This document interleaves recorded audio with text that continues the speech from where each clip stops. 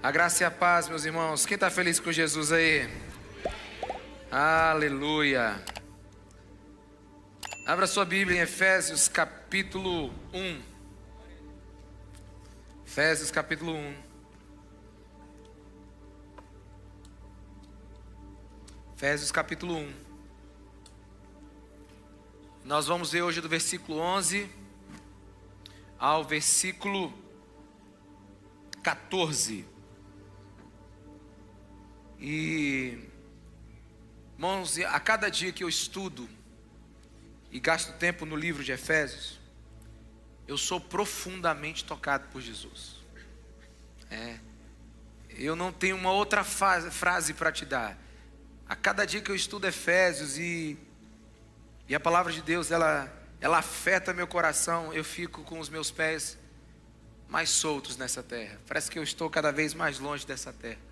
Mas eu estou desejando as promessas que Deus tem para nós.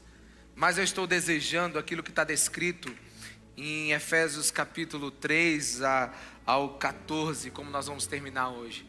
Mas as bênçãos espirituais nas regiões celestiais. Como eu tenho sido abençoado por isso. Mas não num tom de cobrança, eu quero falar agora. Mas eu passo a semana conversando com muitas pessoas. Eu encontro muitas pessoas. E se você perguntar qual é o assunto que eu quero conversar, é a palavra de Deus. É sobre Jesus. Mas às vezes eu não culpo a igreja de não usufruir dessas bênçãos espirituais nas regiões celestiais, porque realmente às vezes não há um interesse constante nisso. Sabe, eu conversei com muitas pessoas e de 10, talvez 2 ou 3 conversam comigo sobre aquilo que Deus está derramando sobre nós. Mas sempre o assunto é o último carro autônomo do Elon Musk, a possibilidade da gente ter o primeiro trilionário no mundo, a última dieta que funciona, o destino de viagem na moda. Não que essas coisas não tenham valor, mas elas são inferiores. Elas são inferiores àquilo que Jesus Cristo está nos ensinando nesses dias.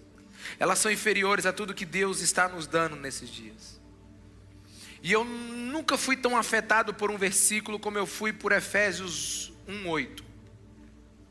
Ele derramou sobre nós, com toda sabedoria e entendimento, sofia e froneses, no grego.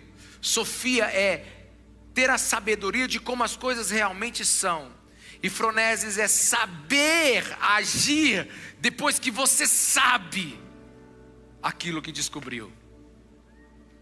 Sabe, fala de um entendimento superior, de uma graça concedida aos homens para entender a vontade divina. Sabe, quando eu leio o livro de Efésios, eu vejo Deus derramando isso sobre nós. Porque se tem uma coisa que Deus quer dar aos homens, nós já oramos por cura na sua vida. Nós já oramos para que Deus faça um milagre na sua vida. E Deus é Deus de milagres. Mas se tem uma coisa que Jesus quer derramar sobre nós hoje, é prazer na presença dEle. É alegria de cultuá-lo.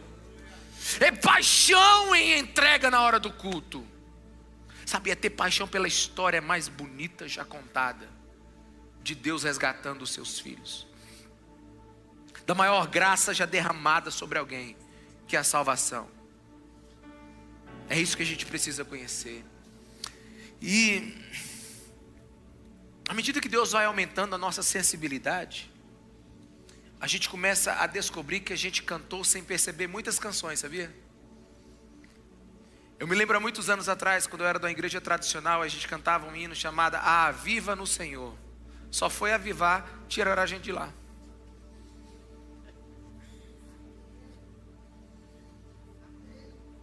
Só foi avivar. Aí a gente ora, a gente canta tanta coisa e às vezes a gente não entende. A gente pede para Deus fazer algo, mas a gente não aproveita. Por exemplo, nós cantamos agora: buscar as riquezas insondáveis do amor do Pai, enxergá-lo na história até chegar a mim. Tu já pensou nisso?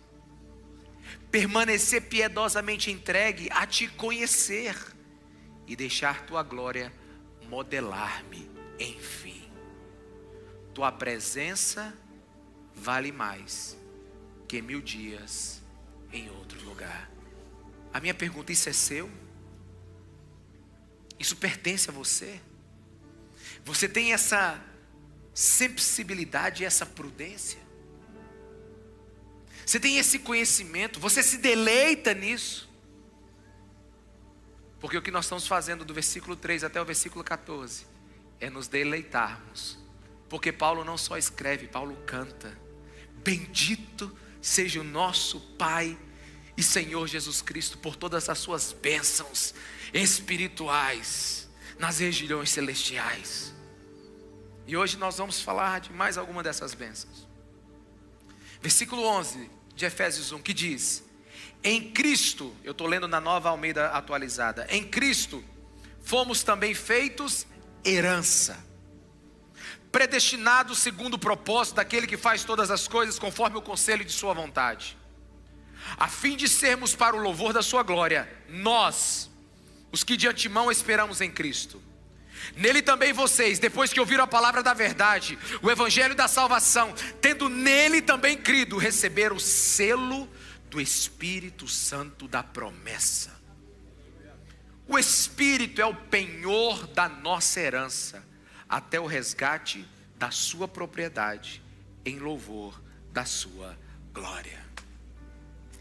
Sabe, há tanto nesses versículos, há tanta riqueza nessa palavra de Deus que eu me emociono. Versículo 11 diz que em Cristo fomos feitos herança. Sabe, aqui você pode pensar duas maneiras. Nós sendo herança de Deus, a igreja, e Deus preparando uma herança para a sua igreja. Uma herança é aquilo que Deus tem reservado para você e para mim, para aqueles que são igreja dele. Efésios é a carta da igreja, que revela o que é a igreja e tudo que Deus abençoou a igreja. E uma das declarações aqui é que nós somos herança de Deus. E qual é o conteúdo dessa herança? É que um dia nós estaremos livres das limitações desse corpo, dessa vida. A gente não vai ter mais essa tentação que a gente tem. A gente não vai ter mais esse corpo frágil, esse templo frágil aqui. Mas nós seremos revestidos de glória e poderemos adorar Deus como nunca adoramos.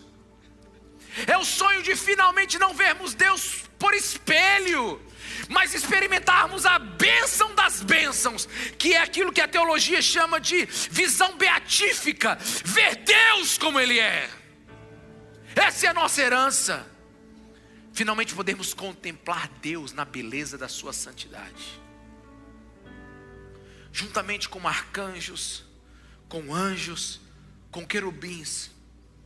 Um dia prestarmos adoração a Deus, junto com Ele, no seu trono de glória, para sempre. E por que Deus nos deu essa herança? Por que Ele escolheu que a igreja vai viver essa herança? A parte B do versículo 11 diz: predestinados segundo o propósito daquele que faz todas as coisas, conforme o conselho da sua vontade. Resume isso aí pra gente, Ricardo. Porque Ele quis. Só porque Ele quis. Não tem nada que a gente possa merecer tal herança. Não tem nada porque a gente pode ser abençoado de tal maneira. Só porque Ele quis. Só porque Ele desejou. Porque Ele, no conselho da sua vontade, Ele decidiu, Ele decretou. E Ele age conforme a sua perfeita sabedoria. Sabe o que eu andei pensando nesses dias? Que quando Moisés perguntou quem Deus é, Deus respondeu assim: eu sou Deus de Abraão, sou Deus de Isaac, eu sou Deus de Jacó. Deus de Abraão até que vai, de Isaac também mais ou menos, agora de Jacó, eu sou Deus de Jacó. Como é que Deus se mistura com gente assim? Mas deixa eu te falar, porque Ele quer. Deus é um Deus que decidiu ser Deus do ser humano. Deus decidiu ser o nosso Deus. Essa é a vontade dEle. Nada vai mudar. Nada vai nos separar do amor de Deus em Cristo Jesus. Nem altura, nem profundidade, nem largura, nem comprimento, nem luta, nem guerra, nem espada. nem anjos, nem demônios, nem potestades, nem principados, nada poderá nos separar do amor de Deus. Por quê? Porque Ele decidiu que nós seríamos a herança dEle. A igreja é a herança de Deus.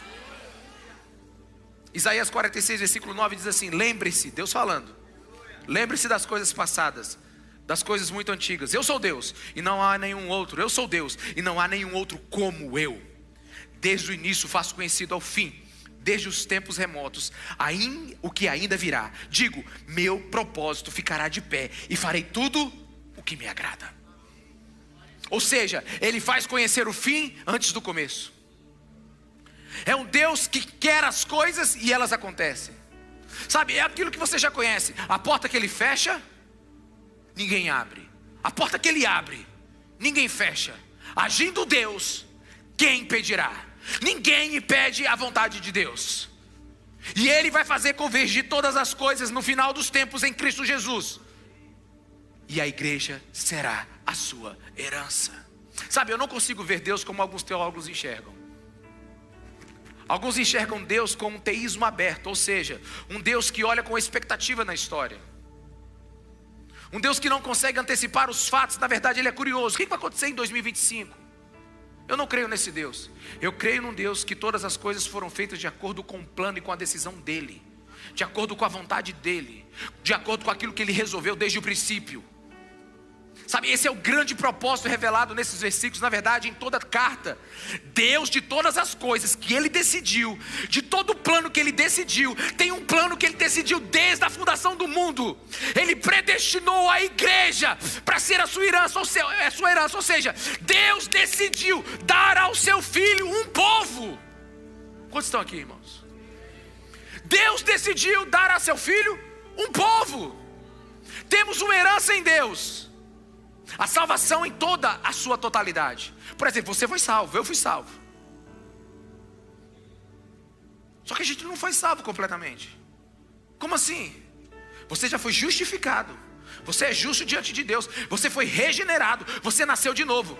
Mas você precisa ser santificado e você precisa ser glorificado. Um dia nós viveremos toda a nossa herança em Deus. Mas também somos herança de Deus. Ou seja, seu tesouro pessoal. Salmo 2:8 diz assim: pede-me. É Deus falando com Jesus. Deus Pai falando para Jesus: pede-me, Jesus, e eu te darei as nações como herança e os confins da terra como sua propriedade. Esse texto aqui é usado muito como texto evangelístico. Funciona. Mas você sabe o que está por trás desse texto aqui? É Deus falando: meu filho, me pede algo. Me pede as nações, me pede um povo que eu separei para você, me pede uma herança, me pede que eu te darei. Sabe, e essas nações é a sua igreja. Irmãos, deixa eu falar uma coisa para vocês. Nós não somos a comunidade dos que tiveram sorte. Nós somos a comunidade dos que foram amados antes da fundação do tempo. Sabe, eu quero que a gente saia do livro de Efésios desse tamanho de fé. Pai, não foi ideia da igreja dizer que nós somos herança de Deus. Foi Deus que deixou escrito para que nós creiamos nisso. Sabe, é um pedido divino, uma oferta divina. Não se trata de um pedido humano. É uma oferta que Deus Pai fez para Deus Filho. Eu vou te dar uma noiva. Eu vou te dar uma igreja. Você tem uma herança. É por isso que você está aqui agora. Porque Deus agiu sobre sua vida. Deus agiu na sua vida para você estar aqui agora sendo igreja. É por isso que Deus nos convenceu do pecado, da justiça e do juízo. Sabe, é por isso que a gente faz missões. Você nunca pensou nisso, não? Como é que alguém larga o seu conforto, sua vida, seu trabalho, tudo, e se entrega para resgatar a herança que Deus decidiu antes da fundação do mundo? Ele está se movendo debaixo do plano de Deus. Tem alguém entendendo aqui? Por que a gente se preocupa com o pobre e necessitado? A gente às vezes nem consegue pagar nossas contas. Porque Deus está agindo sobre nós. Por que nós choramos e nos preocupamos uns com os outros? Porque Deus está agindo sobre nós. Meu irmão, deixa eu te falar uma coisa. A sua conversão é fruto de um amor antigo. Você não foi convertido porque de última hora Deus decidiu, ou porque você passou na porta de um lugar, ou porque você entrou numa igreja, ou porque alguém falou contigo. Não, a sua conversão é fruto de um amor antigo. Deus está de olho em você antes de você ter sido criado. É por isso que a gente tem prazer em adorá-lo. É por isso que a gente tem prazer em abrir a Bíblia. É por isso que a gente, sabe, eu estou num tempo, Efésios tem tirado meus pés do chão. Eu não tenho, porque tem umas coisas que não cabem na minha cabeça mais. Eu te respeito, mas não cabe mais na minha. Eu sou cristão e eu não quero cuidar de ninguém. Eu não quero discipular ninguém. Eu sou cristão, mas minha casa é minha casa, meu carro é meu carro, minha vida é minha vida. Sabe, essas coisas não funcionam. Igreja é família. Igreja é família. Igreja é estar junto. Igreja é comunhar junto. Igreja é adorar junto. Esse é o plano. Todas as coisas reunidas debaixo da autoridade de Cristo. Sabe, a gente nunca saberia disso se Deus não tivesse nos falado. Nunca saberíamos se não fôssemos o desejo de Deus nos dizer que nós somos o desejo dele. Nós nunca saberíamos que éramos o desejo de Deus se Deus não tivesse o desejo de nos dizer isso. Revelação divina como fonte de verdadeiro conhecimento espiritual é pura graça de Deus sobre nós. Sem o desejo de Deus nos falar, nós estaremos em ignorância espiritual. Tudo que conhecemos de Deus depende de sua graça e de seu caráter, pelas Escrituras, pelo Espírito Santo e principalmente pela pessoa de Jesus Cristo de Nazaré. E aí Paulo disse assim: então para que vocês sabem tudo isso? Por que desde o versículo 3 ele está narrando tantas bênçãos espirituais? Por que vocês sabem tudo isso? Ele responde: a fim de sermos para o louvor da sua glória. Ou seja, qual é a razão? Qual é o motivo? Agora, qual é a reação da gente entender tudo isso? Só uma: louvor! Louvor! O motivo de tudo é louvor. Eu sou predestinado, eu sou amado, eu sou escolhido. Deus derramou sobre mim sabedoria e entendimento. Sabe, todas as coisas vão convergir em Cristo. Ele me perdoou, Ele me redimiu. Sabe, eu sou a herança de Deus. E qual é o motivo disso tudo? Versículo 12: para o louvor da sua glória, para a tua exaltação. É a única reação que a igreja pode ter. Eu não sei se você percebeu, ele fala assim no versículo 12: a fim de sermos para o louvor da sua glória, nós, os que de antemão esperamos em Cristo. Quem foi os que de antemão esperaram em Cristo? Quem foi os que primeiro esperaram em Cristo? Os judeus. Paulo está falando, desde Abraão nós estamos esperando, nós. Mas aí no versículo 13 ele fala: nele também vocês. Ou seja, é nós que já estávamos esperando, mas também tem vocês. É os judeus, mas também são os gentios. Ou seja, na igreja vai estar todo mundo misturado. Aleluia, irmão. Você vai olhar para aquela porta e dizer assim: meu Deus, quem entrou por ali? Não é possível que você pessoa na igreja. Quem autorizou? Pois é. É isso que Paulo está falando para os Efésios. Ei, para de pensar qualquer outra coisa, igreja de Éfeso. Vocês são escolhidos, adotados, filhos de Deus, co-herdeiros com Cristo, herança do Deus Altíssimo. Vocês são noiva de Jesus. Me diz se uma igreja dessa não se sustenta, meu irmão. Não é um povinho que está num lugar simplesmente por causa de uma fé, sabe, irresponsável, superficial, não. Eles sabem quem eles são em Cristo Jesus. Identidade de Deus sobre a vida deles. É por isso que na igreja tem tudo: grego, romano, flamenguista, vascaíno, tem de tudo, né? Na igreja tem tudo: preto, branco, rico, pobre. Acabou, irmãos. É todo mundo misturado. Quando o avivamento vier, é todo mundo misturado mesmo. Sabe, ninguém aqui tem sobrenome, não. Aqui a gente é chamado, sabe por quê? De irmão. Olha para a pessoa que está do seu lado. Você precisa nem saber o nome dela. Faz igual eu, que eu não sei o nome de ninguém. Só chega e fala assim: e aí, irmão? Tudo bom? Pessoal, e aí, pastor? Eu digo: e aí, irmão? Pronto, acabou. Olha a coisa mais simples do mundo. É tanto nome. Não dá nem tempo de aprender. Irmão, e aí, irmão? Pronto, é igreja, família, aleluia. Herança de Deus, aleluia. Sabe, e Deus quer que você tenha uma experiência com isso. Você seja para o louvor da glória dele. Versículo 13 ele diz assim: nele também vocês, depois que ouviram a palavra da verdade, o evangelho da salvação, tendo nele também crido, receberam o selo do Espírito Santo da promessa.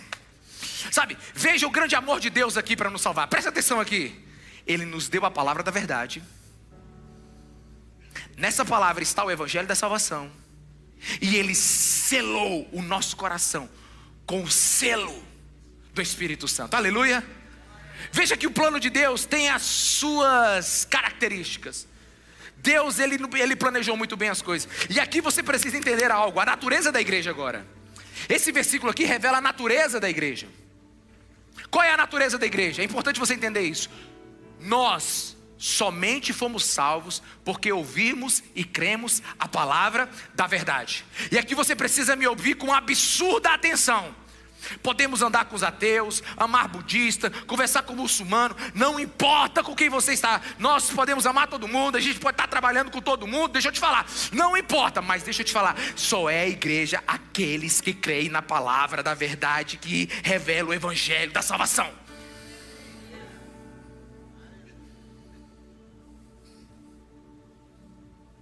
A igreja de Jesus são os que ouviram a palavra da verdade e creram no evangelho da salvação. Eu vou ser mais claro para você. A Bíblia não dá espaço para ecumenismo quando o assunto é soteriologia. O que é isso? Só a doutrina da salvação. A Bíblia nos revela que fomos criados para estar em comunhão com Deus, mas nos perdemos como crianças que correram para longe de casa, acreditando que a gente poderia viver sozinho. Nessa história, o mal, que é o pecado, nos afastou do propósito original de Deus. Então vem a beleza da soteriologia, que é, em vez de Deus nos deixar vagando, perdidos em nossos pecados, Deus decidiu reescrever a nossa história, enviando Cristo Jesus para nos salvar. Soteriologia então é a história da salvação, que Deus reescreve o final da nossa jornada, transformando uma tragédia em uma jornada de redenção. Então veja o grande amor de Deus nesse versículo. Vocês ouviram a palavra da verdade, o evangelho da salvação, e creram. E creram. Sabe, deixa eu te falar uma coisa. Ele nos dá a verdade e nos atrai até ela.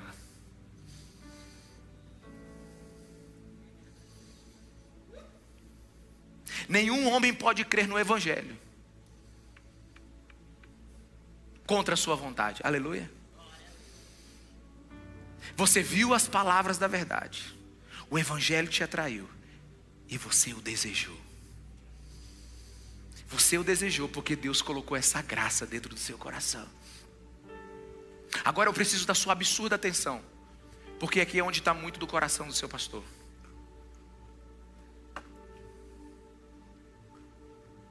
Se você perguntasse qual é a coisa mais importante que você vai dizer nessa noite, talvez seja isso. Pelo menos está entre as top 2 mais importantes. Não é pregar qualquer verdade. Porque tem verdade que não revela o evangelho da salvação. Noé construiu uma arca, sim ou não? Sim ou não, igreja? É uma verdade, mas não salva essa verdade. Mentir é pecado? Sim. Não mentir salva? Não. A Bíblia diz que a gente tem que honrar pai e mãe, mas não salva. Tem muitas verdades na Bíblia, mas toda verdade bíblica precisa revelar o evangelho da salvação.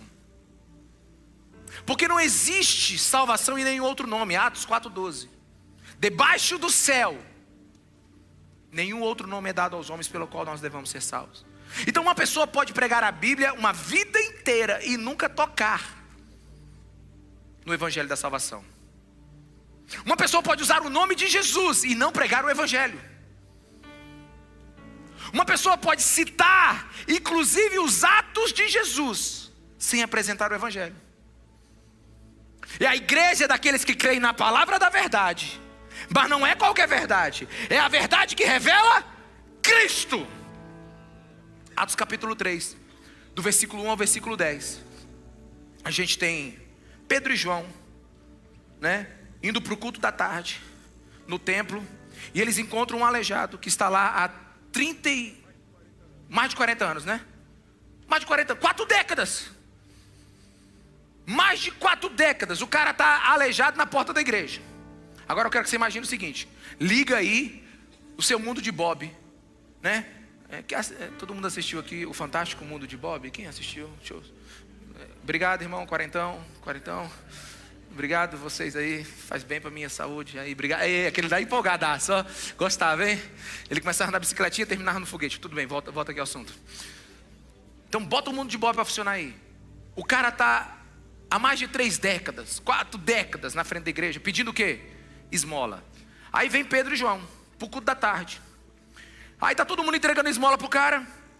E Pedro e João chegam para ele e dizem: olha, esse tipo de riqueza a gente não tem, mas a gente tem outro.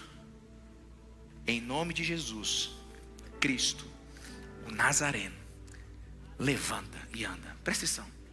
Nervos aparecem, músculos se fortalecem, ossos são formados, e aquele homem anda pela primeira vez em décadas, ou talvez na sua vida. E agora ele vai para o culto da tarde. Tu imagina esse culto? Imagina esse culto, Júnior. Que culto foi esse? O aleijado entrando no culto. Eu encontrei o meu tesouro. Tu imagina o cara que nunca funcionou as pernas agora estão 100%. Não, tu imagina, irmão, pode ter certeza que ele pulou o culto inteiro. Agora tu imagina como é que foi esse culto. É o culto mais pentecostal que deve ter tido na Bíblia. Alguém está entendendo aqui? Mas deixa eu te falar, Pedro não usou o milagre para fazer um culto de milagres. Pedro usou o milagre como um sinal para apresentar o evangelho de Jesus Cristo de Nazaré. Olha só, imagina o culto pegando fogo, ministério louvor está adorando, o pau está quebrando, os irmãos estão tudo, sapateando. É o culto pentecostal, mais pentecostal do Novo Testamento. O aleijado está pulando, e Pedro então pega a palavra, e o pessoal fica assim: manda a palavra, Pedro, manda a palavra. Alguém está me entendendo aqui? Alguém está me entendendo? Você pegou a temperatura do culto? Sabe? Fala, Pedro, vai, sopra que eu caio. E põe a mão que eu vou ser cheio do Espírito Santo. Pois é, calma. Aí Pedro começa o culto. Atos 13:14. Vocês negaram publicamente o santo e justo e pediram que fosse libertado um assassino. Vocês mataram o autor da vida, mas Deus o ressuscitou dos mortos. E nós somos testemunha disso, pela fé no nome de Jesus, o nome que curou este homem que vocês veem e conhecem. A fé que vem por meio dele lhe deu esta saúde perfeita, como todos podem ver. Agora, irmãos, eu sei que vocês agiram por ignorância, bem como seus líderes, mas foi assim que Deus cumpriu o que tinha predito por todos os profetas, dizendo que o seu Cristo haveria de sofrer. Arrependam-se, pois, e voltem-se para Deus, para que seus pecados sejam cancelados. É isso que é um culto cristocêntrico. É onde tem um milagre, é onde tem a maravilha, é onde tem anjos voando no lugar, é onde a chaleira está voando, mas no final somente um é exaltado: Jesus Cristo, aquele que morreu pelos nossos pecados.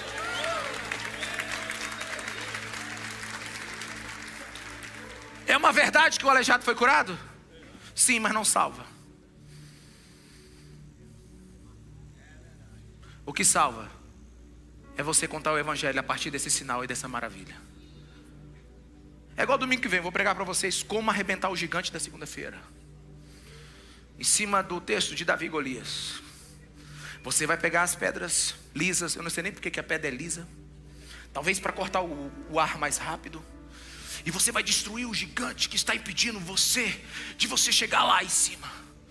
Segunda-feira, venha domingo será o culto do seu milagre. É o culto arrebenta gigante.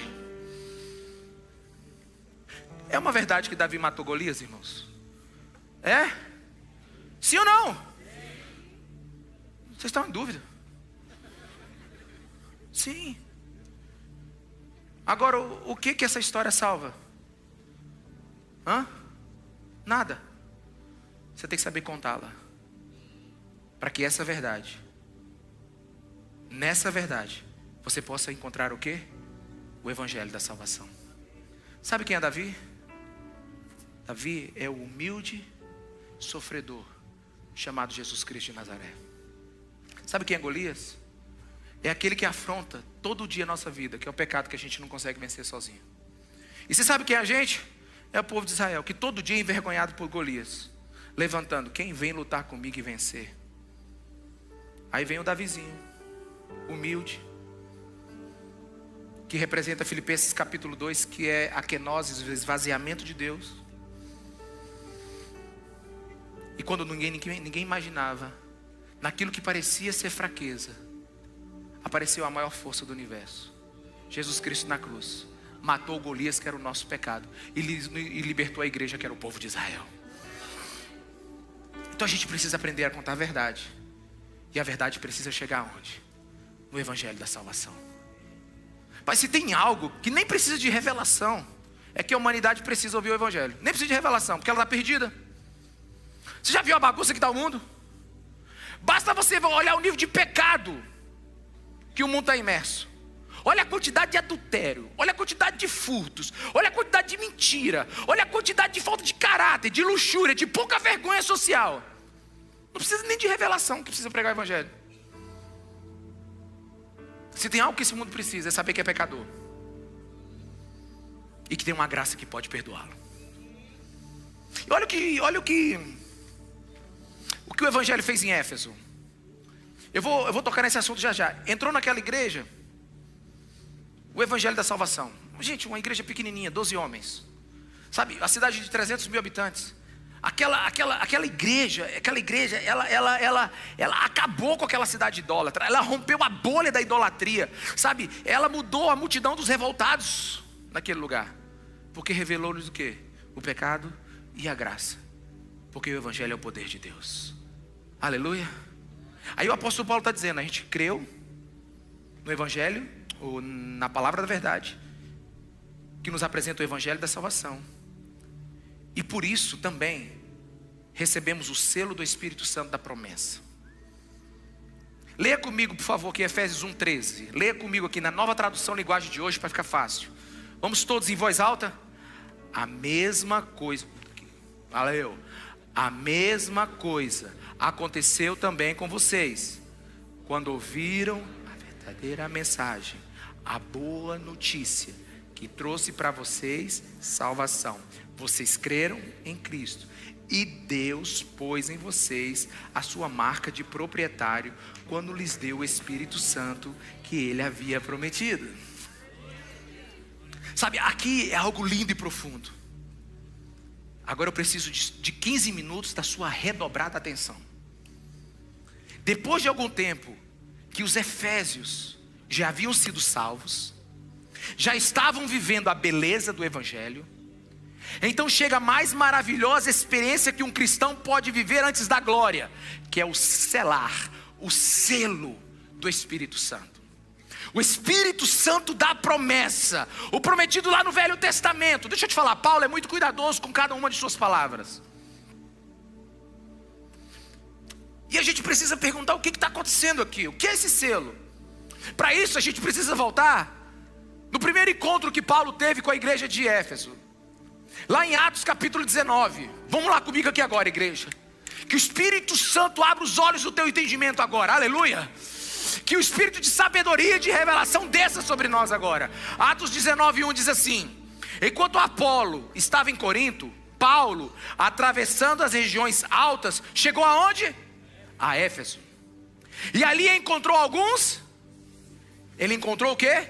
Discípulos. Ele encontrou uma igreja. E lhes perguntou: vocês receberam o Espírito Santo quando creram?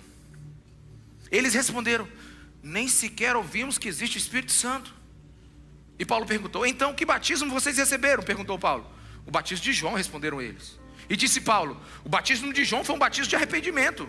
E dizia o povo que cresce naquele que viria depois dele, isto é, em Jesus. Ouvindo isso, eles foram batizados em nome do Senhor Jesus. E quando Paulo lhes impôs as mãos, veio sobre eles o Espírito Santo e começaram a falar línguas e profetizar. E eram todos uma igreja gigantesca de 12 homens. E daqui para frente eu vou te pedir uma coisa aqui agora. Na nossa igreja tem quem nasceu na esperança, quem nasceu na nova aliança, quem veio da Assembleia de Deus, quem veio da Batista, dos presbiterianos. Nós temos desviado, nós temos enviado, tem de tudo aqui na igreja. Aqui na igreja não falta, aqui tem de tudo. Misturou tudo aqui, né? E eu quero te pedir uma coisa agora, de verdade, por favor. Esqueça suas expressões doutrinárias agora. Segunda bênção, batismo no Espírito Santo, ser cheio. Vamos dar trégua agora às nossas bases teológicas. Vamos ao texto. Como é que Paulo tem coragem de chegar para uma igreja e perguntar: vocês receberam o Espírito Santo? Vamos lá, gente. Não existe um cristão na Bíblia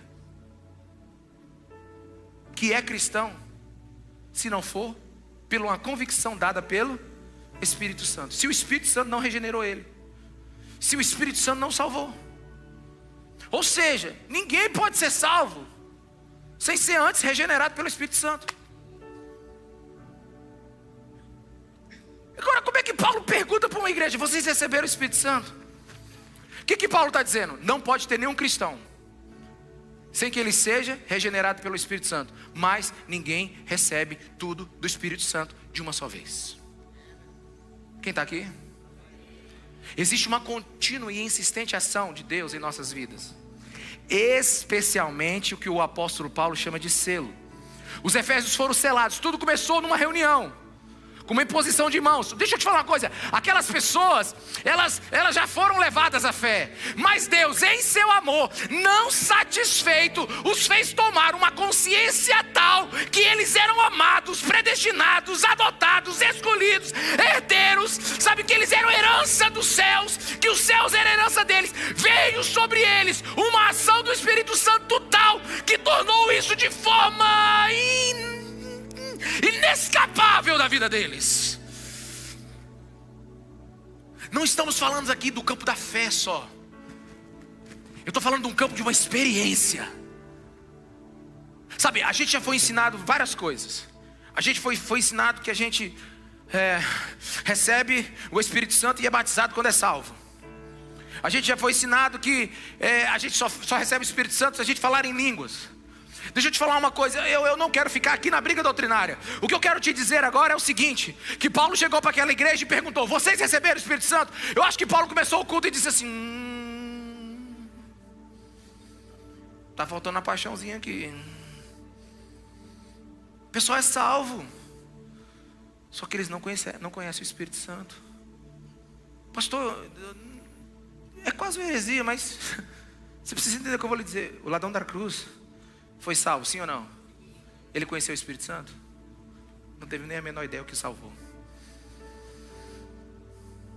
Ele não tem a menor ideia do que o salvou. Aquela mulher que ouviu em algum lugar no espírito dela que se ela apenas tocar em Jesus ela seria curada. Ela sabe que foi o Espírito Santo que disse para ela? Não.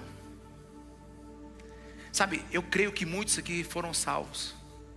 Creio mesmo que o Espírito Santo te convenceu do pecado, da justiça e do juízo. Te convenceu.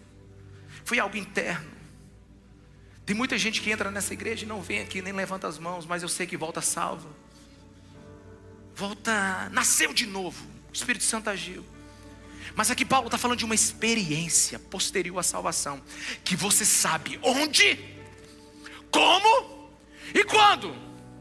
É como uma irmã me disse hoje no segundo culto: pastor, eu não sei o que aconteceu comigo, eu só sei que foi maravilhoso. Oh, irmão, eu sei que algo aconteceu comigo. Eu sei que algo aconteceu comigo. Presta atenção, quando alguém pergunta para o outro: você foi batizado no Espírito Santo? Porque eu acho que eu não fui. Você foi cheio do Espírito Santo? Porque eu acho que eu não fui. Você foi selado no Espírito Santo? Aí o outro diz assim: eu não sei te responder. Nenhum dos dois foram. Porque existem pessoas convertidas sem serem seladas pelo Espírito Santo. Não há um caso na Bíblia que alguém seja salvo sem ser regenerado pelo Espírito Santo. Repito isso. Mas há casos que tem salvos que não foram selados pelo Espírito Santo. Estamos falando de uma experiência em comum, de uma certeza absoluta, sabe, de que você é amado, de que você é escolhido por Deus. Como é que Paulo pode fazer uma pergunta para uma igreja: vocês receberam o Espírito Santo? Atos 19, versículo 1 diz que eles eram discípulos. Atos 19, versículo 4 diz que eles se arrependeram e creram. Eles eram salvos. Mas ele chega: nem sequer sabemos que existe o Espírito Santo. Ou seja, o Espírito Santo já tinha salvo aquelas pessoas, mas ainda não tinha selado elas. Sabe, eu não sei como é que você vai chamar isso aqui. Pouco importa para mim se é batismo, se é segunda bênção, se é ser cheio. A minha pergunta é: você já experimentou esse êxtase da presença de Deus na sua vida? Isso já queimou nas suas veias? Porque é uma experiência que te coloca em êxtase. Qual é a natureza dessa experiência? É a certeza de que ela aconteceu.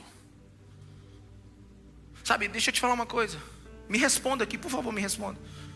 João, você acha que todo crente canta depois de uma surra na prisão, igual Paulo e Silas? Canta não, irmão. Eles têm que ter visto algo diferente. Eles têm que ter experimentado algo diferente. Como é que Paulo manda a gente se alegrar no Senhor, ele estando preso a 2 soldados que trocam de turno de 4 em 4 horas, de 6 em 6 horas? Como é que alguém pode dizer que a carta da alegria é de um homem que está preso dentro? Ele tem que ter visto algo. Ele tem que ter visto algo. Sabe, porque se todo cristão é igual, tem um monte de gente então que não é cristão. Alguém está me entendendo, irmãos? Só que não é isso. A Bíblia não está ensinando isso. A Bíblia está ensinando que tem muita gente que é salva, mas ainda não foi selada pelo Espírito Santo da promessa. E eu pergunto, você tem fome disso? Você tem fome disso? Você tem fome dessa certeza, dessa convicção, dessa chama que queima no teu coração?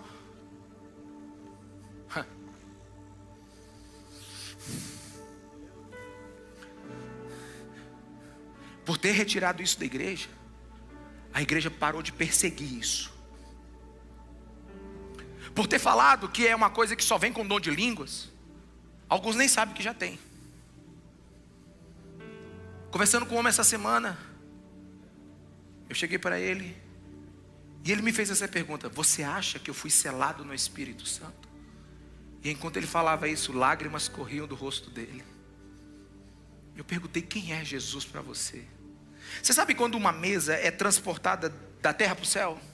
Dentro da cafeteria? O culto pentecostal dentro daquela cafeteria. Aquele homem chorava e dizia assim: eu amo Jesus, eu abro mão de tudo por ele. Eu digo: não tenha dúvida, você foi selado com o Espírito Santo da promessa.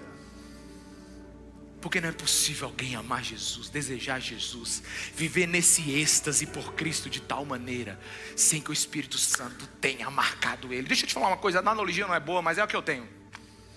Não é boa a analogia, mas é a única que eu tenho. Deus fez hoje você vir para um curral, e Ele pegou um ferro e botou agora no fogo, e esse ferro vai virar só a brasa, e Ele vai no final desse culto ferrar o teu coração com paixão por Jesus Cristo de Nazaré. Porque isso é o selo. Selo é uma marca de pertencimento. Selo é um sinal de autenticidade. Deixa eu te falar uma coisa: selo não é uma certeza para Deus que você é dele, que nós somos dele. É uma certeza em nós que Deus é nosso. Sabe, não é Deus que tem certeza que você é herança, é você que tem certeza que é filho de Deus, que é amado por Deus. Eu amo o meu amado e o meu amado é meu. O selo é uma certeza que eu sou de Jesus Cristo de Nazaré. É uma marca que não passa desapercebida no coração do cristão. Atos 8, versículo 14. Os apóstolos em Jerusalém, ouvindo que Samaria havia aceitado a palavra de Deus. Samaria já havia aceitado a palavra de Deus. Quem estava pregando em Samaria aí, gente? Quem lê a Bíblia? Foi Filipe? É Filipe que estava pregando em Samaria? Pois é, Filipe foi pregar em Samaria, teve avivamento.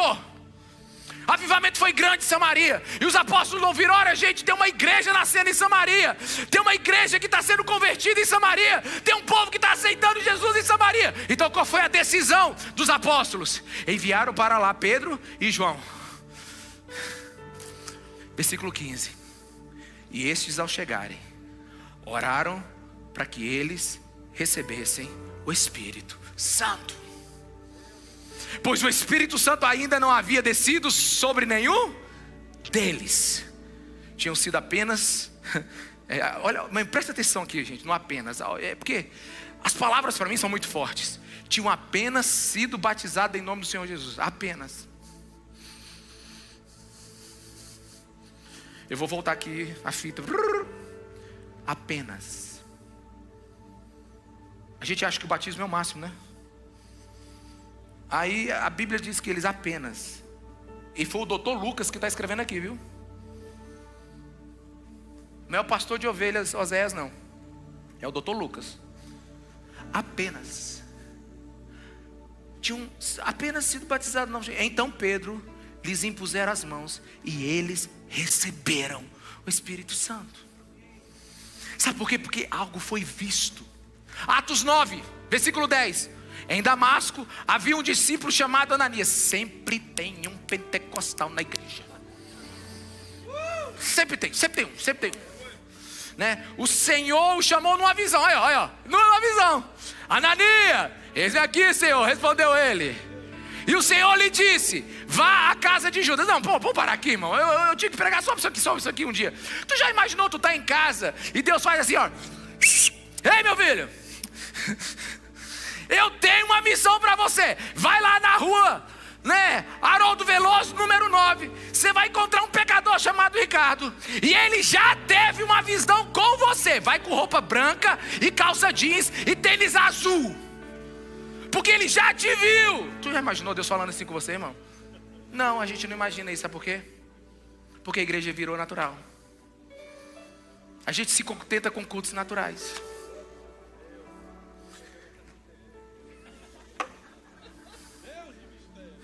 Numa visão, viu um homem chamar. Olha, não, presta atenção. Vá à casa de Judas, versículo 11. Na rua chamada direita. E pergunte para um homem de Tarso, chamado Saulo. Ele está orando. O cara já tinha encontrado Jesus, já tinha caído de queixo, já estava lá, totalmente arrependido. Jesus se revelou a ele. Ele está orando. E numa visão, viu um homem chamado Ananias chegar e impor-lhe as mãos para que voltasse a ver. Bicho, sou Paulo mesmo. Novo decidido.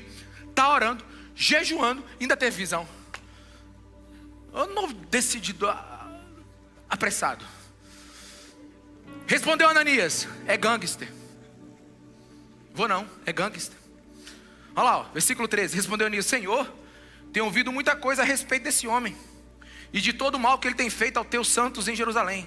Ele chegou aqui com autorização dos chefes dos sacerdotes para prender todos que invocam teu nome. Mas o Senhor disse a Ananias, a visão continua: vá, este homem é meu instrumento escolhido para lavar o meu nome perante os gentios e seus reis, e perante o povo de Israel. Mostrarei a ele quanto deve sofrer pelo meu nome. Então Ananias foi, entrou na casa, pôs as mãos sobre Saulo e disse: irmão Saulo. Era gangster, agora já é irmão. Aleluia. Aleluia. Irmão, você entendeu o mistério agora? Isso que é a igreja. É gangster até Jesus salvar. Agora é irmão. É inimigo até Jesus salvar. Agora é irmão. O Senhor Jesus, que apareceu no caminho por onde eu vinha, por onde você vinha, enviou-me para que você volte a ver e seja cheio do Espírito Santo. Versículo 18.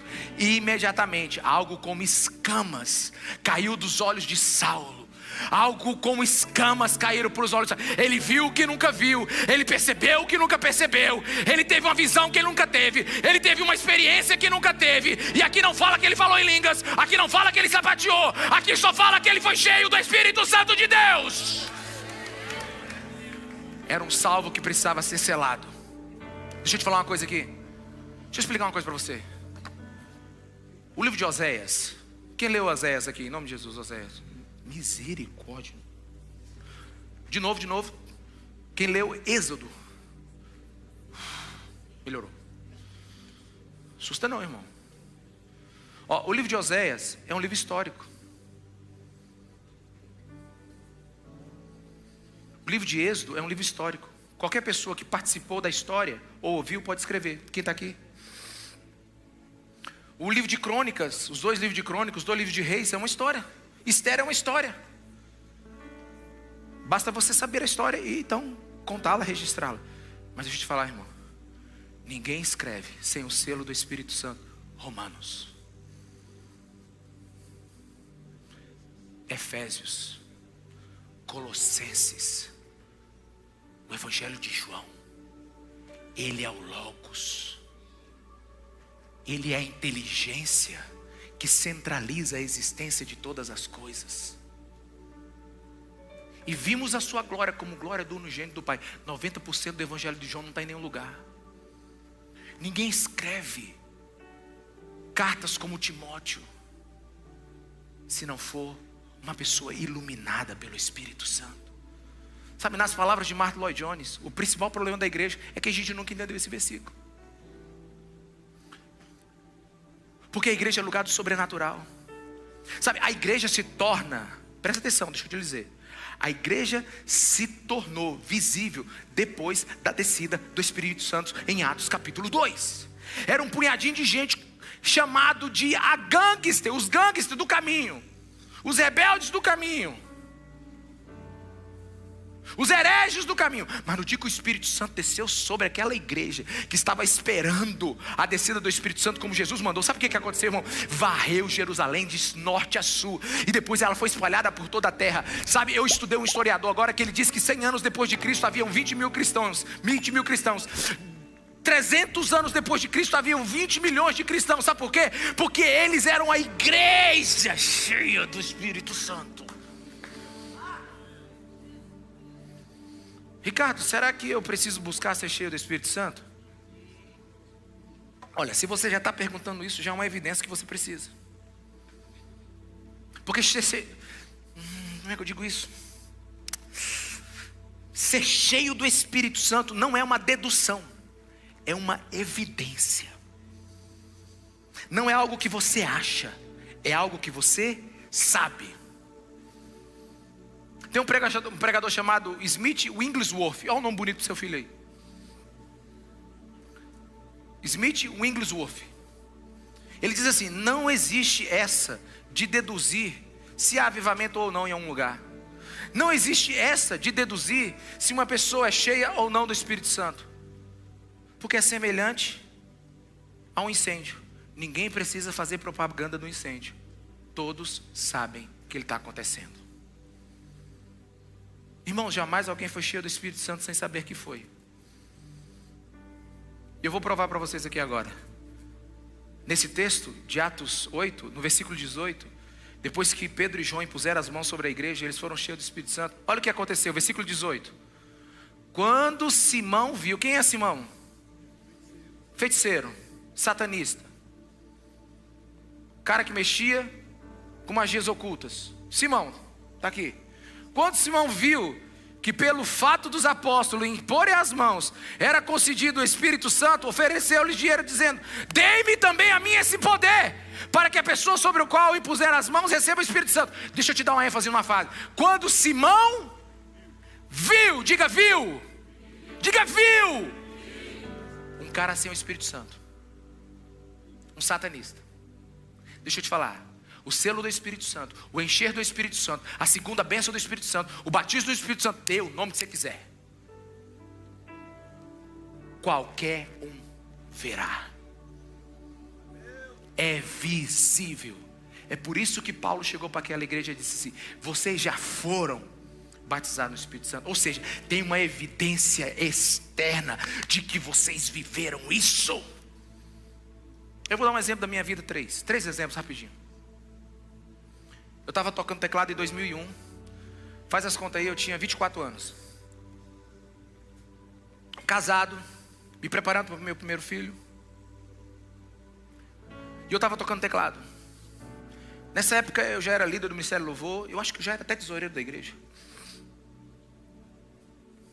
Eu estou tocando teclado junto com o pastor Daniel Alencar, que estava cantando na época. Foi assim. De repente uma presença de Deus veio sobre minha vida. Irmãos, eu não sei descrever. Gozo de viver, alegria de viver, sabe, temor do Senhor. Eu confessei todos os pecados que eu lembrava naquela música. Para mim demorou uma eternidade. Na fita VHS que eu tenho, talvez demorou uns 12 minutos. Sabe, amor sem explicação, ondas de amor sobre minha vida. Eu fui tocado pelos céus, indescritível. Quando acabou aquele momento, eu fui para o meu quarto. E eu abri a minha Bíblia era outra coisa. Eu nunca tinha visto a Bíblia como eu tinha visto. Eu estava com 24 anos, eu nasci na igreja, eu frequentava a igreja, eu fui para a escola bíblica dominical. Eu achava que eu era apaixonado por Jesus, eu achava que eu era crente, eu achava tudo. Mas algo aconteceu na minha vida, naquela clínica pastoral, que eu voltei apaixonado por cada letra, por cada versículo. Bíblia sagrada para mim, meu Deus, 2 anos e 8 meses, eu chorando, lendo sobre esse livro, uma paixão que eu não podia dizer. E o povo perguntava, o que você tem? Eu digo, não sei, eu só sei que eu não consigo viver sem isso mais. A outra vez eu estava lendo um livro chamado Chega de Regras, do Larry Crabb. Eu me lembro o lugar, a cor do quarto, o cantinho. Eu senti que algo estava chegando. Sabe quando você sente que a presença de Deus está chegando? Eu falei, meu Deus, está chegando alguma coisa. E eu fui me encolhendo lendo o livro. E a presença de Deus veio sobre mim. E eu fui impactado por certezas que eram apenas mentais. Eu cria na Bíblia, eu sabia que a Bíblia era verdadeira. Mas sabe, elas se tornaram reais. Elas se tornaram gigantescas, ao ponto de eu entregar a minha vida por aquilo, a minha profissão. Eu decidi viver por aquilo. Eu não sei te explicar, mas eu fui marcado. Outra vez foi num cruzeiro. Lugar bom para você receber o Espírito Santo, hein?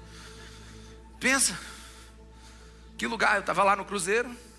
A gente tinha 3 filhos. E eles eram pequenininhos na época. Eu não sei agora, já se lembra se eles tinham 11, 8 ou 6. Era uma coisa assim. Era tudo tipo assim, a gente ia, mas não descansava. O menino não parava. E eu falei para minha esposa, me dá um dia com o Senhor. Falei para ela, me dá um dia. Eu me lembro do navio. Eu me lembro para onde eu fui. Eu me lembro da cor da cadeira. Creme marrom, marrom creme. Aquele marronzinho.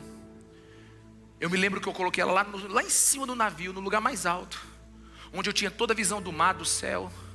Eu levei uma água, um livro, a Bíblia, um fone de ouvido com o celular. Eu me lembro de detalhes.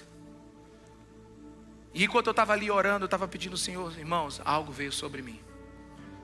E deixa eu te dizer, ipsis litteris, o que eu disse para Jesus. Isso não ofende a minha esposa, não ofende a minha família e nem vai te ofender. Falei, Jesus, o Senhor pode me levar agora, porque se eu morrer, eu vou cair nos seus braços de amor. Eu não sei te descrever isso, irmão. Eu sabia que tudo ia ficar bem com a minha esposa, porque ela é bonita. Eu sabia que tudo ia ficar bem com os meus filhos. Mas uma certeza tão grande de que se a morte chegasse para mim ali agora, ela não me tiraria nada, ela me daria o que eu desejava. Não é toda hora que eu sinto isso não, viu? Mas foi aquele momento, sabe? E nesses 3 momentos que eu citei para você, eu aprendi mais sobre teologia do que lendo em qualquer livro. Qual é o ponto que eu quero chegar? O Espírito Santo não é patrimônio particular de nenhuma instituição, de nenhuma denominação. Ele trabalha onde Ele quer, quando Ele quer, com quem Ele quiser. E hoje você vai ser tocado pelo Espírito Santo de Deus. Acredite, o que o sangue de Jesus comprou naquela cruz, no pacote da salvação, está uma vida cheia do Espírito Santo de Deus. Uma vida do Espírito Santo de Deus, batizada do Espírito Santo, segunda bênção. Dá o nome que você quiser, briga com a tua teologia aí. Ser cheio do Espírito Santo é a primícia daquilo que a gente vai viver nos céus. É por isso que o apóstolo Paulo, e eu termino agora, versículo 14. O Espírito Santo é o penhor da nossa herança, até o resgate da sua propriedade, em louvor de sua glória. Presta atenção, penhor é um pagamento parcial de uma garantia de um pagamento final. Presta atenção, presta atenção. A experiência que o cristão tem com o Espírito Santo é uma antecipação daquilo que ele vai experimentar quando ele estiver na presença eterna de Deus.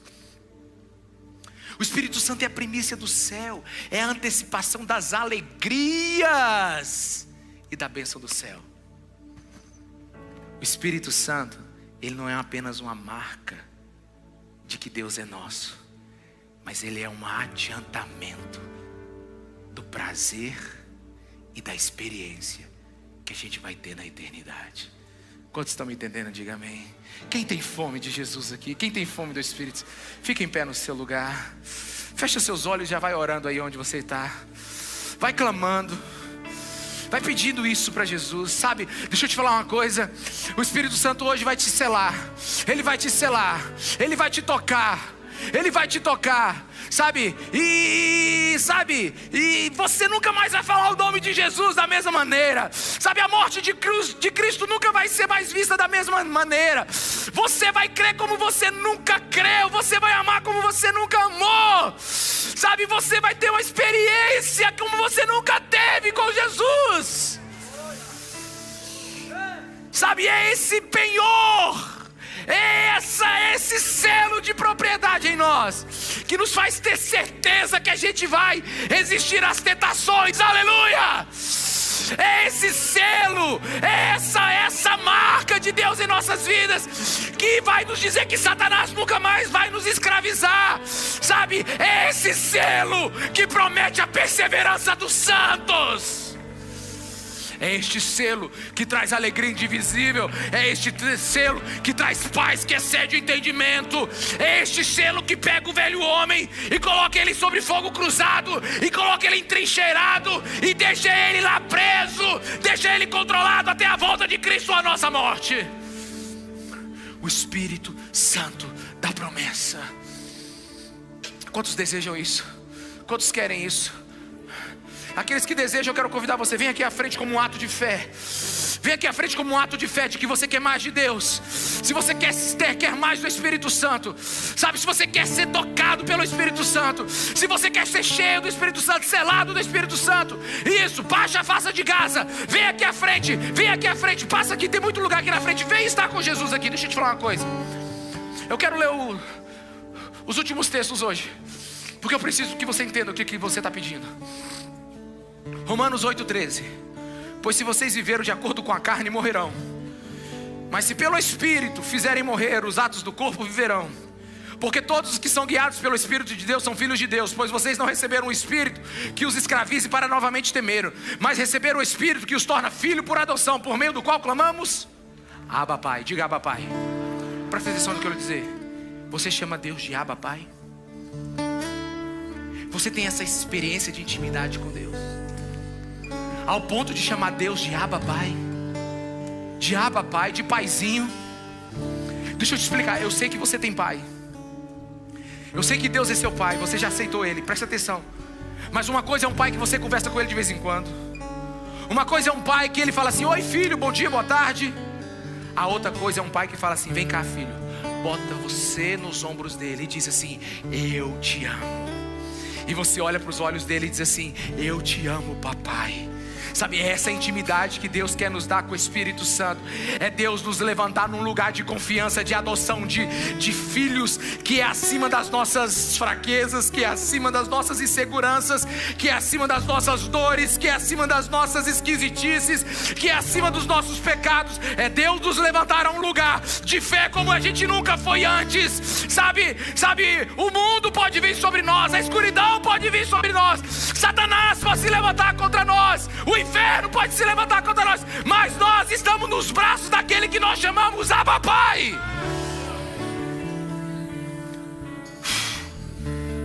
Deixa eu te falar, em Mateus capítulo 3, Jesus estava no Jordão, e desceu sobre ele o quê? O Espírito Santo. E você sabe o que ele ouviu de Deus? Tu és meu filho amado, em quem eu tenho tanto prazer. Se para Jesus, o Filho de Deus, o Espírito Santo desceu para reafirmar a vida dele, tu imagina o que o Espírito Santo precisa fazer pela igreja. Sabe, o que Deus fez pelo seu pai lá no Jordão, Ele quer fazer nessa igreja aqui hoje. O que Deus fez lá por Jesus lá no Jordão, Ele quer fazer por você aqui agora. Ele quer te tocar com o Espírito Santo. Por isso, se você tem fome e sede, levante as suas mãos. Eu quero pedir para que todos os pastores que estão aqui, todo o ministério que está de intercessão, que comece a orar por essas pessoas aqui. Eu tenho sede de ti.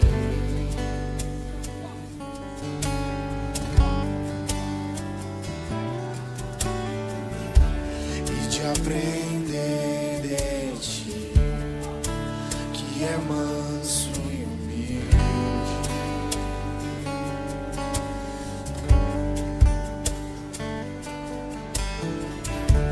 É que o minuto aqui vale mais que uma vida.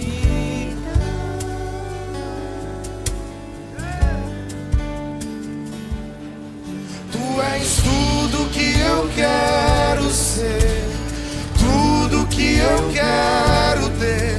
Tu és tudo que eu quero ser e tudo que eu quero ter. Tu és tudo que eu quero ser e tudo que eu quero ter. Tu és tudo que eu quero ser e tudo que eu quero. Como um selo em meu coração, tu és meu tesouro.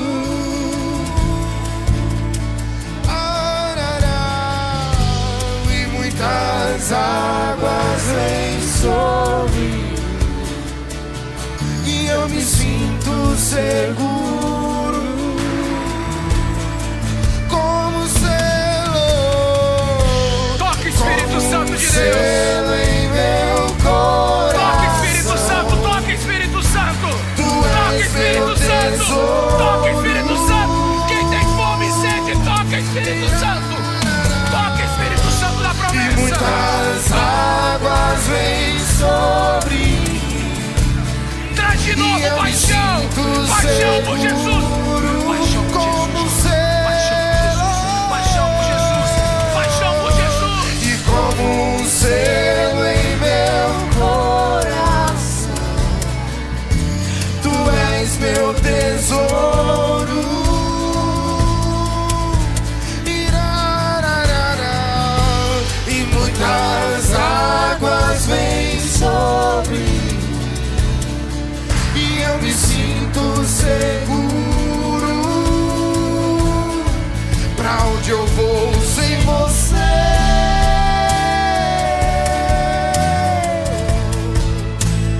Não sobra nada sem teu grande amor. Tu sabes tudo que eu não sei.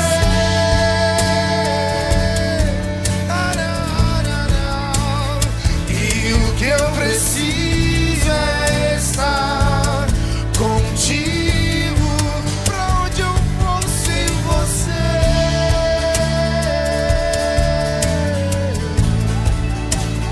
Não sobra nada sem teu grande amor. Tu sabes tudo que eu não sei.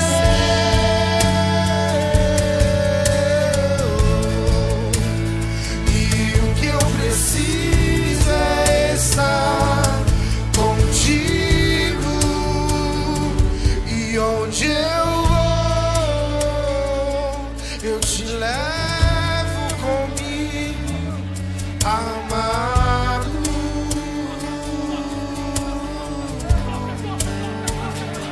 E onde eu vou, eu te levo comigo, amado.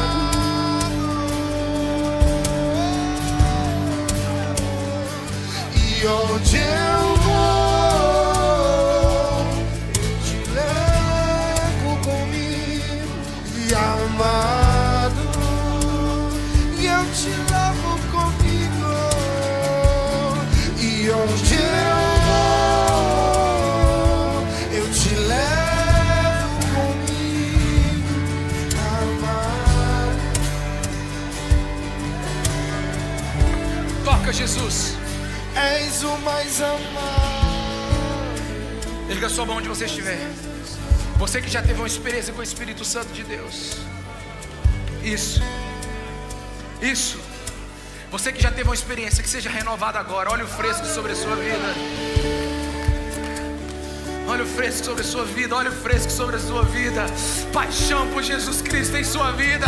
Paixão pela Trindade na sua vida. Paixão em cultuar. Paixão em amar a Bíblia. Paixão em extrair de oração. Paixão. Deus vai te encher da tua presença dele. Essa é a nossa herança. Esse é o nosso galardão. Essa é a nossa presença. Toca em mim de novo. Enche-me de novo. Toca, Jesus. Eu não me vejo Sem tua presença. Toca em mim de novo. Enche-me de novo. Eu não me vejo sem tua presença. Toca em mim de novo. Enche-me de novo. Eu não me vejo Sem tua presença. Toca em mim de novo. Enche-me. Não tenha pressa, deixa ele te tocar. Vamos, dá espaço para Deus agora. Coloque só uma coisa no teu coração: Senhor, eu quero esse selo.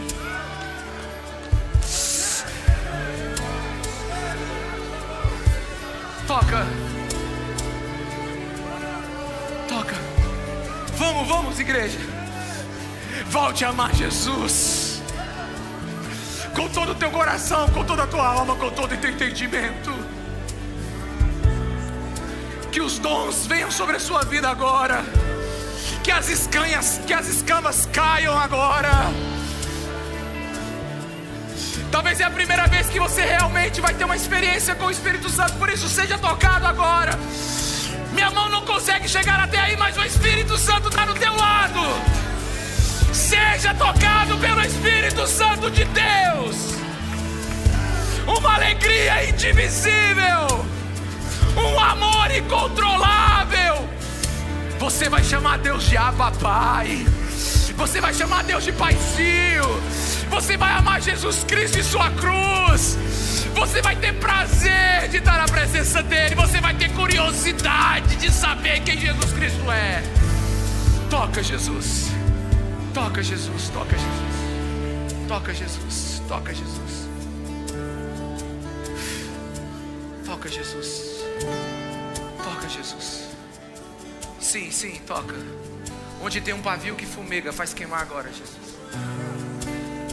Onde tem uma cana quebrada, agora restaura. Restaura.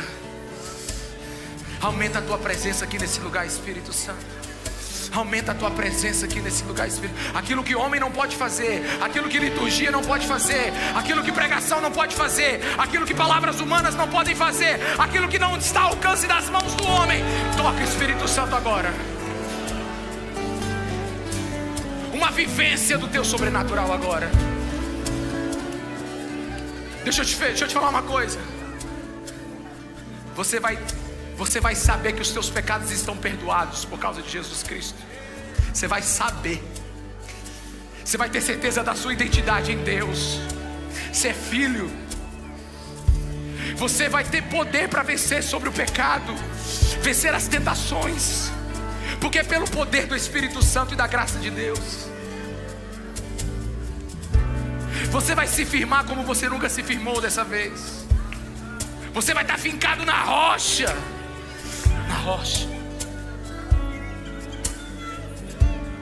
É minha oração, no nome de Jesus.